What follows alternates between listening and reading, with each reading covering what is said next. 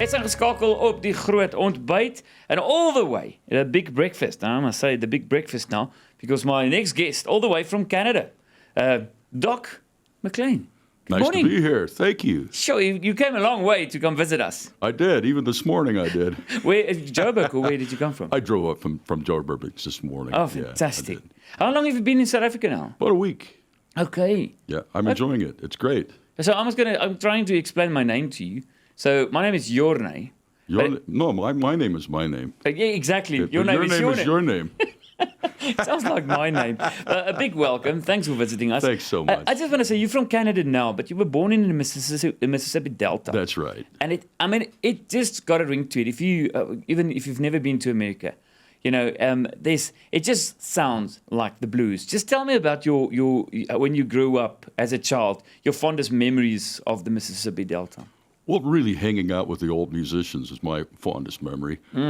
Guys would be playing little clubs and out on the street sometimes. Musicians would sit on an old soapbox or something and they'd play music in the afternoon and you could walk by and hear them play. That was always fabulous. And your family, was it a musical family? My mom was a fiddle player and still is a fiddle player. She's 89 now and still plays. 89, still playing the fiddle. I think if you get older and you've got a little bit of a tremble, you're getting better because you get that special. I hope it works out that way. We all hope. And then when did you start making music? At what age? I was about 12 or 13. I started playing the harmonica and washboard and bones and some of those novelty instruments, saw blades, and then of course I got a guitar. It's going to be a stupid question because I've seen on the info that they gave us about you a washboard. What is a washboard? Well, a washboard was used for washing clothing. And it's a big piece of wood with corrugated metal fastened to the outside of it, a rough corrugated metal. And you'd put the piece of wood into a tub of water, had legs on it, and then you'd scrub your laundry up and down the corrugated metal. Yes. Okay, now I get it. So then we started playing music on those in the American South. You'd use thimbles on your fingers or spoons, and you'd rub them up and down on the metal, the corrugated metal, and the sound would be a little bit like a drum. That's amazing. And then guitar, acoustic guitar, started with acoustic guitar, electric guitar, and why the blues? The blues chose me. I didn't choose the blues. It's the most spiritual type of music, I think, for me personally. It's healing music. It speaks to universals, and it seems to be worldwide now.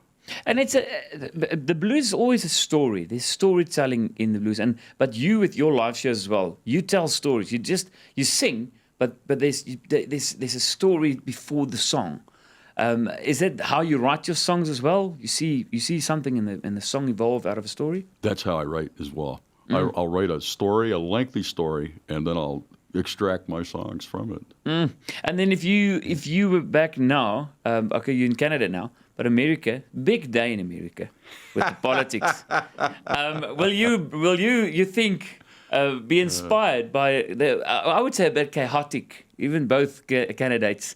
That will make a great blues song. I think. That's a sad song, isn't it? It will be a sad song.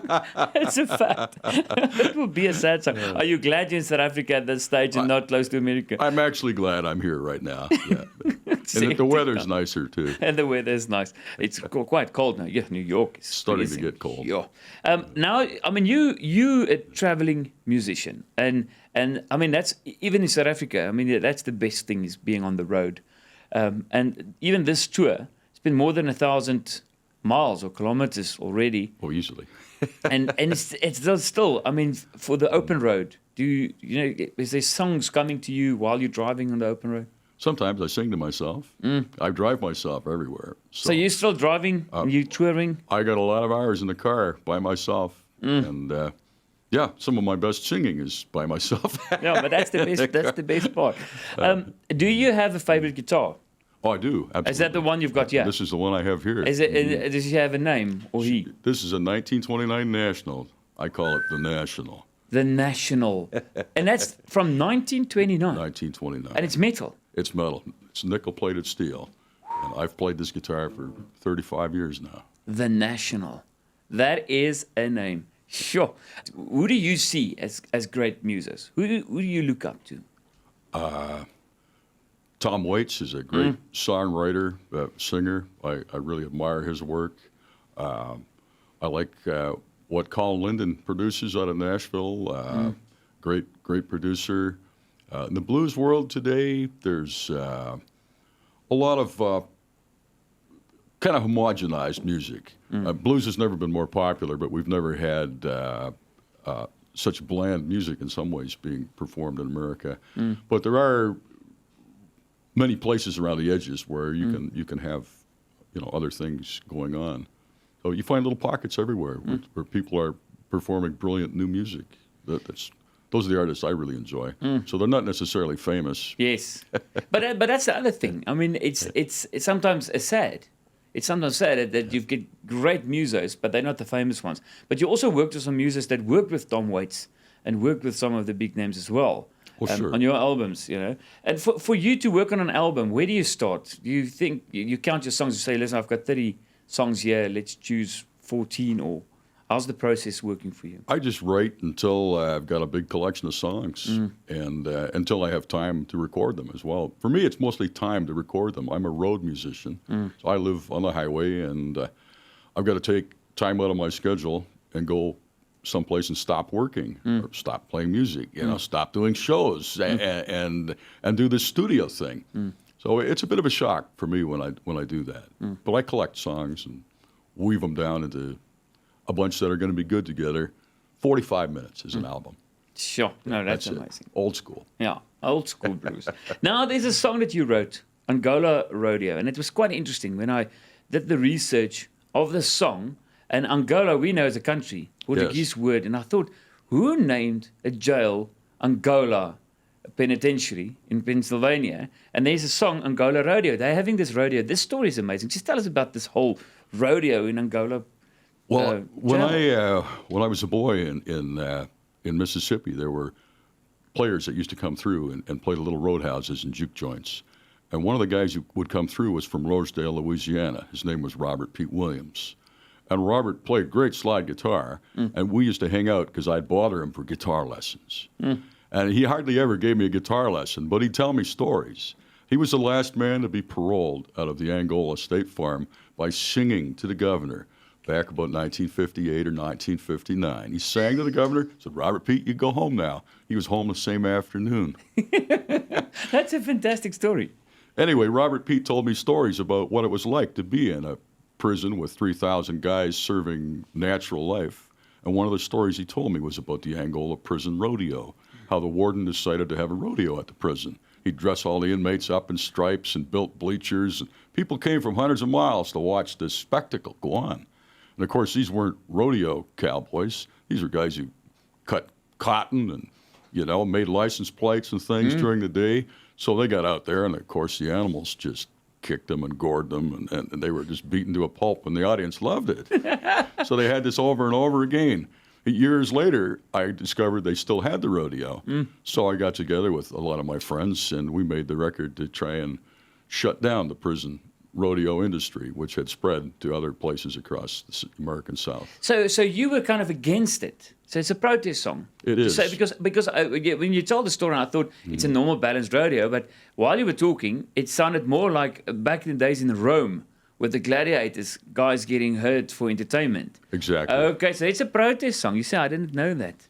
And did it shut down? No. So it's still going on? They still go on. Okay, but we need another protest song.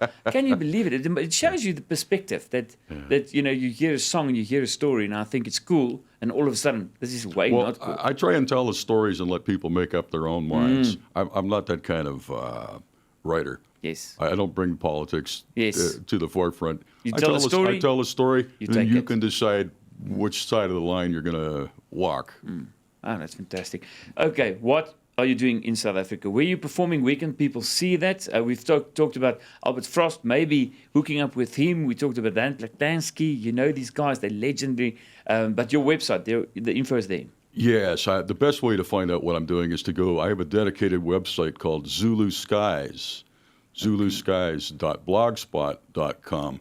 But if you just Google up Zulu Skies, you'll find my blues schedule there. About 40 shows across South Africa. Sure. I'm touching almost every part of it. We must just now get a couple of Zulus to attend as well. Zulu Maybe the Skies. Zulu King. I'm waiting. We're going to wait for the Zulu King. We're going to invite him. Thank you so much. Doc, what are you going to perform? What's the song you're going to perform? I'm going to do Charlie James's blues, Texas-style blues for y'all. Oh, that's going to be good.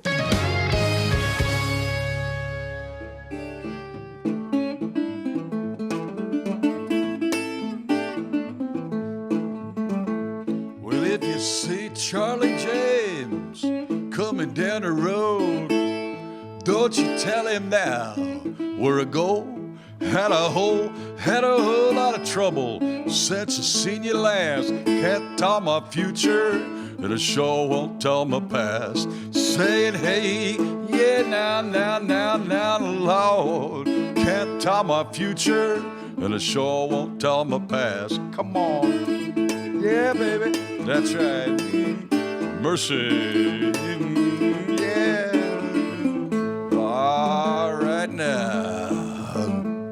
An old judge, if he see me, gonna levy down no fine. Bang on a hammer, lay out 99. He gon' bang on a hammer, lay out 99. Him saying, hey, yeah, now. Oh, Lord, yeah, mama, and Lord, Lord. Yeah, mama, and Lord.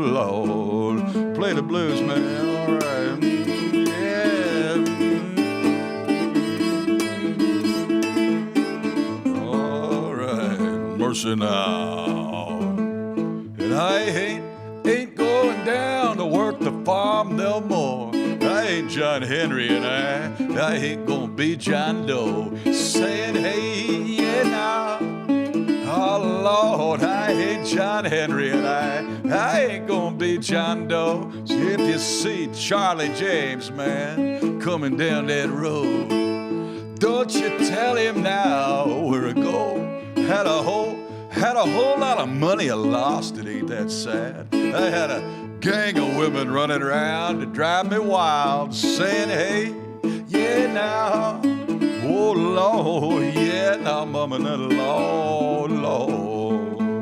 Yeah, now, mama, and Lord, Lord. An old judge, if he see me, gonna levy down no fine. Bang on a hammer, lay out 99. Bang on a hammer, lay out 99. He's a bad old judge. Yeah, man. That's right. Oh, yeah, come on. See, if you see Charlie James now coming down that road, don't you tell him where to go. Had a whole lot of trouble since I seen you last. Can't tell my future, and I sure won't tell my past. Can't tell my future, oh, won't tell my past. Can't tell my future, and I sure won't tell my past. Come on, man. Yeah, he's a bad old judge.